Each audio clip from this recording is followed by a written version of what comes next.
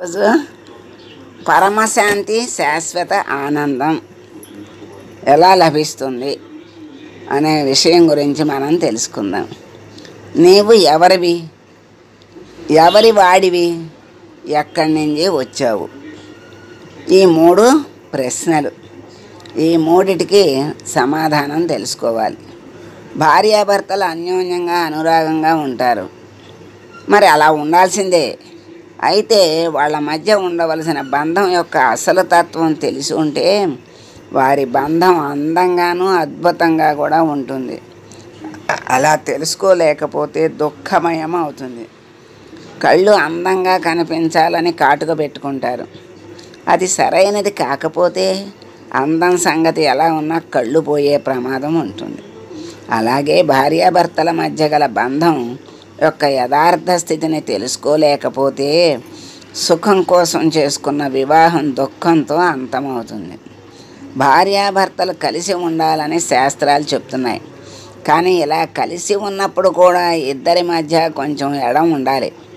ఒకరికొకరు పూర్తిగా అతుక్కుపోతే, ఒకరు లేకపోతే మరొకరు బ్రతకలేని పరిస్థితిని తెచ్చిపెట్టుకుంటే అది ఇద్దరిలోనూ ఎవరో ఒకరికి భరించలేని దుఃఖ కారణమవుతుంది. కనుక తత్వాన్ని విచారించాలి. ఆ దుఃఖాన్ని తట్టుకోవాలి అంటే అసలైన తత్వాన్ని విచారించాలి. ఆ విచారణ ఇప్పుడు మనకి తెలియజేస్తున్నారు. ఒకటి కాతే కాంతః. నీ భార్య ఎవరు? ఇప్పుడు నీ భార్య అనబడే స్త్రీ వివాహానికి ముందు ఒకరి కుమార్తె. ఆమె పుట్టుకలో కానీ పెరగటంలో కానీ నీకు ఏ ప్రమేయము లేదు. ఆమె ఎక్కడో పుట్టింది, నువ్వు ఎక్కడో పుట్టావు. అయినా పెళ్లితో మీ ఇద్దరికి ముడిపెట్టడం జరిగింది. పోనీ ఇప్పుడు ఇద్దరూ కలిసి ప్రయాణిస్తారు కదా, చివరిదాకా ఇలా కలిసే ప్రయాణిస్తారా అంటే అదేం లేదు. ఈ ప్రయాణంలో ఎవరో ఒకరు ముందుగా దిగిపోతారు. ఆ రెండవ వారు ఒంటరి ప్రయాణం సాగించాలి. అంటే జన్మించటము ఒకసారి జరగలేదు, వెళ్ళిపోవటం కూడా ఒక్కసారిగా జరగటం లేదు. ఈ మధ్యలో మాత్రం కొంతకాలం విడిగాను, కొంతకాలం కలిసిమెలిసి జీవిస్తారు, అంతే. ఇది అంతా విచారిస్తే ఇదంతా రైలు ప్రయాణం లాంటిది. ఒక ప్రయాణికుడు మద్రాసులో రైలు ఎక్కాడు. కొంత దూరం ప్రయాణించి నెల్లూరు రాగానే మరొక ప్రయాణికుడు ఆ కంపార్ట్మెంట్లోకి ఎక్కాడు. ఇద్దరూ ఒకళ్ళనొకళ్ళు పరిచయం చేసుకున్నారు.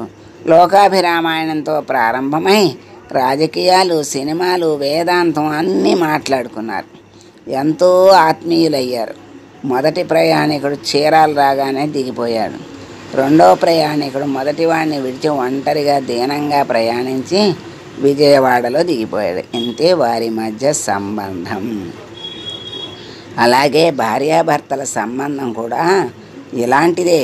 అందుకే తత్వ విచారణ చేసి ఈ బంధం ఎటువంటిదో సరి అయిన అవగాహన చేసుకుంటే అప్పుడు ఎలా ప్రవర్తించాలో సరిగ్గా తెలుస్తుంది.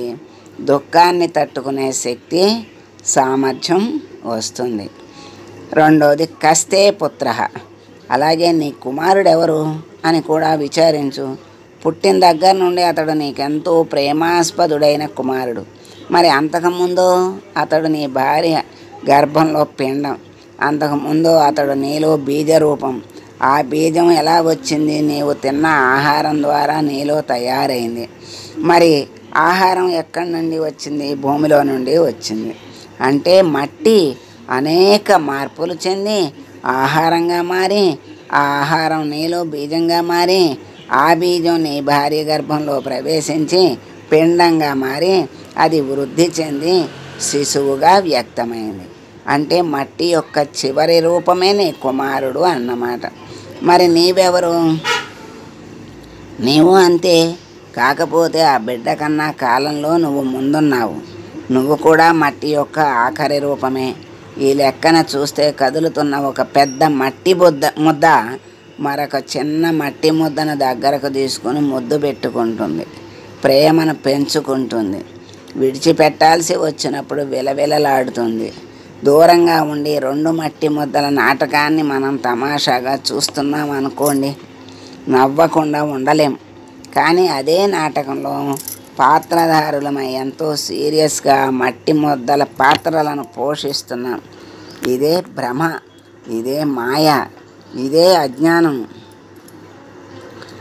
ఉన్నది ఉన్నట్లుగా చూడలేక నాది నాది అనే భ్రమలో పడి కొట్టుకుపోతూ ఉంటాం. ఎంత చిత్రం! అందుకే ఈ సంసారం అతి విచిత్రం, తమాషా అయినటువంటిది. ఇంతకీ సంసార బంధంలో చిక్కుకుపోయిన నువ్వు ఎవరు? ఎవరి వాడివి? ఎక్కడి నుంచి వచ్చావు? ఈ విచారణ ముఖ్యమైనది. వేదాంతంలో నేనెవరు అని విచారణ చేయటమే మానవ జీవిత సార్థక్యానికి ఏకైక ఉపాయం. సమస్త దుఃఖాలకు, అజ్ఞానానికి అంతమే ఈ నేనెవరు అనే విచారణయేనని భగవాన్ రమణ మహర్షుల వారి ఉపదేశం.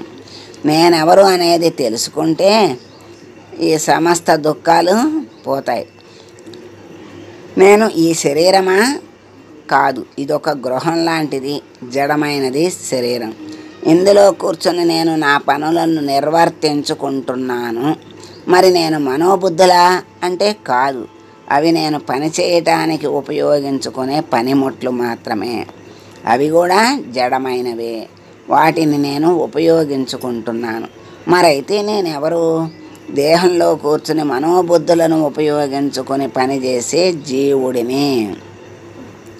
అయితే జీవుడినైనా నేను ఎవరికి చెందిన వాడిని? ఎక్కడి నుంచి వచ్చాను? నేను నిజంగా అంతటా వ్యాపించి ఉన్న పరమాత్మకు చెందిన వాడిని. నేను వచ్చింది ఆ పరమాత్మ నుంచే. మరి ఎక్కడికి వెళ్ళాలి? ఆ పరమాత్మ వద్దకే. ఎక్కడి నుంచి వచ్చాడో జీవుడు అక్కడికే వెళ్ళాలి. పరమాత్మ నుండి వచ్చిన జీవుడు కొంతకాలం ఈ జీవన నాటక రంగంలో సుఖ దుఃఖాలు అనుభవించి చివరకు ఆ పరమాత్మలో చేరిపోవాలి. అప్పుడే మనకు పరమశాంతి, శాశ్వతానందం. అది మనకి పరమశాంతి, శాశ్వతానందం కావాలి అనుకుంటాం, కానీ దానికి కావలసిన విచారణ మరి ఆచరణ లేక క్షణికానందాల్లో పడిపోయి కొట్టుకుంటూ బాధపడుతూ ఉంటాం. అందుకే చక్కని ఉపదేశం చేశారు. అసలు నువ్వెవరో తెలుసుకో, ఎక్కడి నుంచి వచ్చావో తెలుసుకో, ఎక్కడికి వెళ్ళాలో తెలుసుకో. అప్పుడు నీ దుఃఖాలు, బాధలు అన్నీ కూడా మాయమైపోతాయి. అజ్ఞానంలో అన్ని దుఃఖాలు అనుభవిస్తాడు.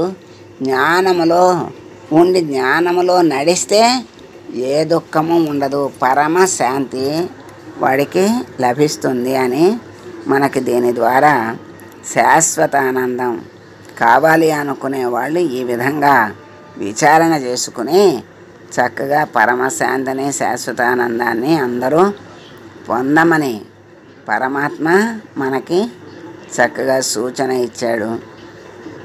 కనుక ఆ సూచనని అందరూ కూడా అందుకుని ఆనందాన్ని పొందాలి. సర్వం శ్రీకృష్ణార్పణమస్తు. లోకా సమస్తా సుఖినో భవంతు. శుభం.